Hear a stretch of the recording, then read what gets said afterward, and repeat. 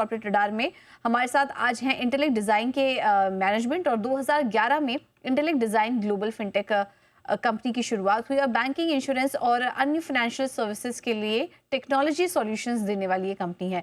आज कंपनी के top management से उनके नतीजों पर भी बात करेंगे और साथ ही नए लॉन्च, मौजूदा कारोबार और आगे के आउटलुक के बारे में भी उनसे समझने की कोशिश करेंगे। ज्यादा बातचीत के लिए हमारे साथ मौजूद हैं कंपनी के चेयरमैन और एमडी अरुण जैन जी। अरुण जी, बहुत बहुत स्वागत है आपका शो पर। सर, अभी हाल फिलहाल में काफी देश का बड़ा एक एआई समिट हुआ था और आप भी उसमें मौजूद थे। सर, किस तरह की चर्चाएं हुई हैं और क्या कुछ अवसर आपकी कंपनी के लिए वहां पर पैदा हो रहे हैं? पहले तो उसके बारे में कुछ बताइए। हाँ, जो एआई समिट है, आप इन्वेस्टर को बताने के लिए बहुत दिनों बाद बातचीत हुई है जी बिजनेस से। जी। तो उसमें हमारी कंपनी पिछले 10 सालों में एआई में इन्वेस्ट कर रही थी 2016 से, और अब जो है हमने एक purple fabric enterprise AI on tap ये लॉन्च किया है इस समिट में कि 99,000 रुपीज़ में आप विद 50 यूज़र का लाइसेंस फॉर एसएमई सेक्टर, जिसमें आपके पास नॉलेज मैनेजमेंट है, उसके अंदर कंटेक्स्ट है, रीजनिंग है, एजेंटिक एआई है, गवर्नेंस है, सब कुछ मिला के एक छोटे बिजनेस को अगर कारोबारी को कोई एआई चाहिए जिससे वो अपने प्रपोजल अच्छे भेज पाए, अपना बिजनेस डेवलपमेंट अच्छा कर पाए, अपने कॉन्ट्रैक्ट अच्छे मैनेज कर पाए और अपना सपोर्ट कस्टमर को अच्छी दे पाए, उसके लिए हमने एंटरप्राइज एआई प्लेटफॉर्म लॉन्च किया इधर। और पिछले 3 दिनों में हमें कम से कम 600 लोगों से बातचीत हुई है जो इस तरीके की उम्मीद रखते हैं कि जिसमें वैल्यू ऐड होगी। तो काफ़ी बड़ी अपॉर्चुनिटी यहाँ पर क्रिएट होती है कंपनी के लिए। तो सर, किस तरह की रेवेन्यू अपॉर्चुनिटी देख रहे हैं आप और कितना कंट्रीब्यूशन अभी फिलहाल आपके कारोबार में एआई से आ रहा है? हमारा जो एआई तो भी छोटा बिजनेस है, ये जी। हमारा जो मेन बिजनेस है 3,000 करोड़ का बिजनेस था। लास्ट 12 मंथ के रेवेन्यू हमारे 3,000 करोड़ के रेवेन्यू रहे, वो अपने आप में एक उपलब्धि है प्रोडक्ट कंपनी के लिए। हिंदुस्तान में 3,000 करोड़ की कंपनियां बहुत कम हैं जो रेवेन्यू जनरेट कर रही हैं only licence and product business से। तो और हमारी जो ग्रोथ आई 23% की, जो लास्ट 12 मंथ की ग्रोथ है, वो दोनों चीज़ें जो हैं बहुत अच्छे इंडेक्स हैं। एबिटा ग्रोथ 33% है, कैश फ्लो 1200 करोड़ का कैश है कंपनी में। तो all the indicators are good in the banking side. This is where we do the EMAC as a product line, as a platform which we have launched 5 years back, and that's what delivering the good cash flow, good profitability, about 20% EBITDA margins. So everything is running fine. Purple Fabric is the additional business layer which we launched only 7 months back. And this revenue this year, we are expecting around 200 crore of revenue coming from AI. And this revenue has a higher potential to grow because market is opened up. तो sir, आपने कहा कि काफ़ी अच्छा response भी मिला है इस समिट के बाद। तो क्या थोड़ा बता पाएंगे कि किस तरह का क्लाइंट इंटरेस्ट दिखा और आने वाले समय के लिए डील पाइपलाइन कैसी नज़र आ रही है? किस तरह का कॉन्फिडेंस मिल रहा है आपको उससे? इस इवेंट में हमें 3-4 चीज़ें मिली। एक जी। तो मिली हमें कि बहुत सारे ऐसी कंपनियां हैं जिनके साथ हम पार्टनरशिप कर सकते हैं, और वो कंपनियां आई हमारे स्टॉल के ऊपर जो एसएमई सेक्टर को एड्रेस करती हैं, तो उनके साथ हम पार्टनरशिप की अपॉर्चुनिटी देख रहे हैं। दूसरी कंपनियां आई हैं कि जो डिस्ट्रीब्यूट करना चाहती हैं छोटे शहरों में, टीयर 2 शहरों में, जैसे सूरत हुआ या इंदौर हुआ या तिरुनेलवेली हुआ या नागपुर हुआ, वहाँ पे हम एआई कैपेबिलिटी सेंटर कैसे बना सकते हैं पर्पल फैब्रिक के अराउंड।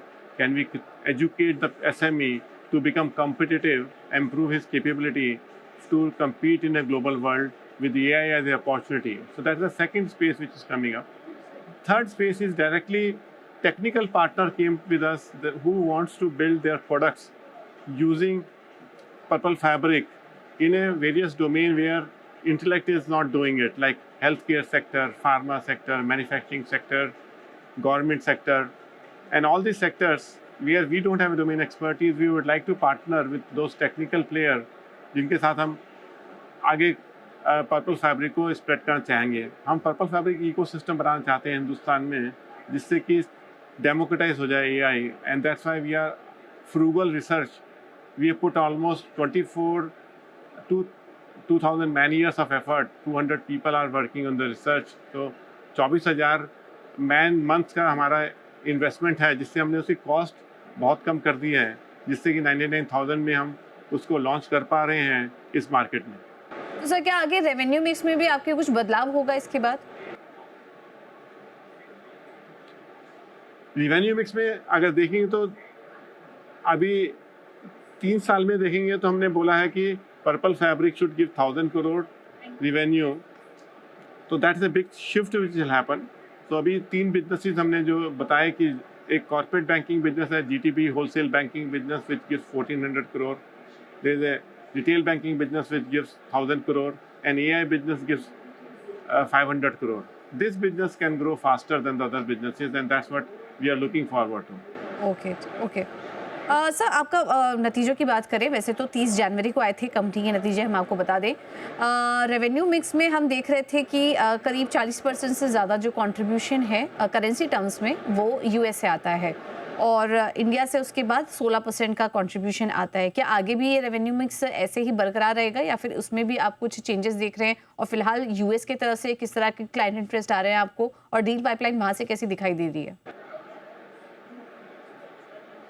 हाँ, तो हमारे अगर देखें तो नॉर्थ अमेरिका के रेवेन्यू करीब 1/4 ले सकते हैं कि नॉर्थ अमेरिका में 1/4, यूरोप में 1/4, ईमिया में, ईमिया, एपैक एंड इंडिया मिला के 50%, 48% है तीनों में मिला के, बाकी 26% यूरोप और अमेरिका है। तो हमारा बिजनेस बड़ा डाइवर्सिफाइड है, तो we are not having a problem of कि एक कंट्री में नहीं चलता तो दूसरी कंट्री नहीं होती।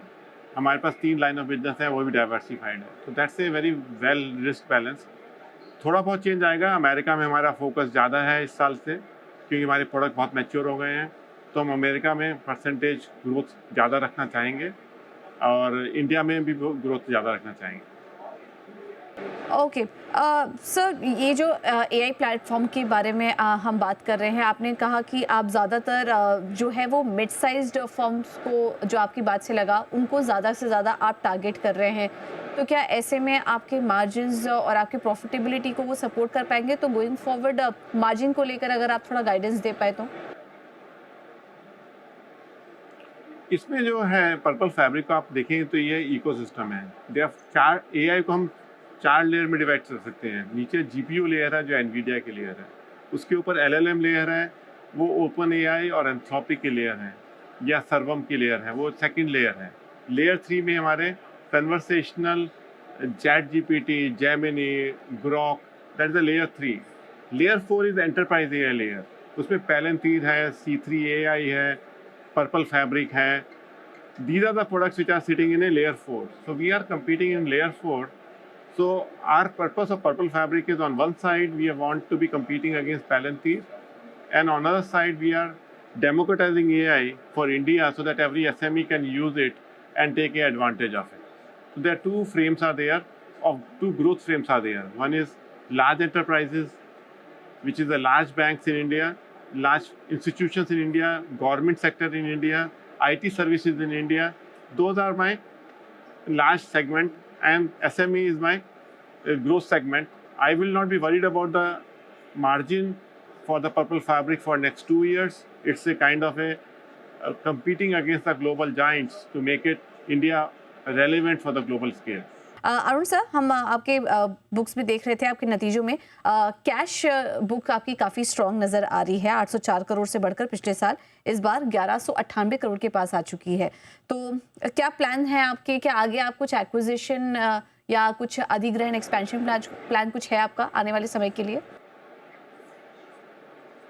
हाँ, दोनों तरह से करेंगे। हमारा जो कैश जनरेट हो रहा है उससे अधिग्रहण भी कुछ कर सकते हैं, कुछ एक्विजिशन कर सकते हैं। जैसे अमेरिका में कुछ हम सोच सकते हैं एक्विजिशन के लिए, जैसे लास्ट ईयर हमने कनाडा में एक एक्विजिशन की थी, उसके बाद उसको एक्सपेंड करने के लिए हम अमेरिका जा सकते हैं। पर हमारा जो फोकस है डिस्ट्रीब्यूशन के लिए है, जो भी एक्विजिशन होगी, एंड मेन फोकस वो एक ऑर्गेनिक ग्रोथ का ही है। emac.ai जो हमारा प्लेटफॉर्म है वो फर्स्ट प्रिंसिपल थिंकिंग बेस्ड है, तो उसकी जो अपॉर्चुनिटीज़ हैं वो काफ़ी अच्छी निकल के आ रही हैं। तो उसको मैं देखते हुए देखता हूँ कि उस एरिया में भी कुछ एक्विजिशन हो सकता है।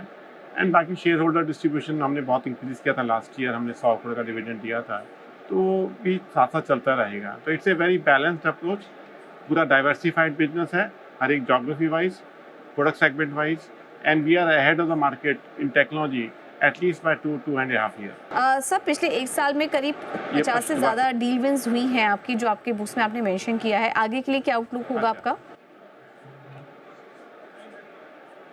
ये डील बढ़ेंगी, हमारी पाइपलाइन है 10,000 करोड़ की पाइपलाइन है, तो अब वो विन रेशो बढ़ रहा है और इस साल उम्मीद है कि वो इंक्रीज होगी, 20-25% पाइपलाइन इंक्रीज होगी।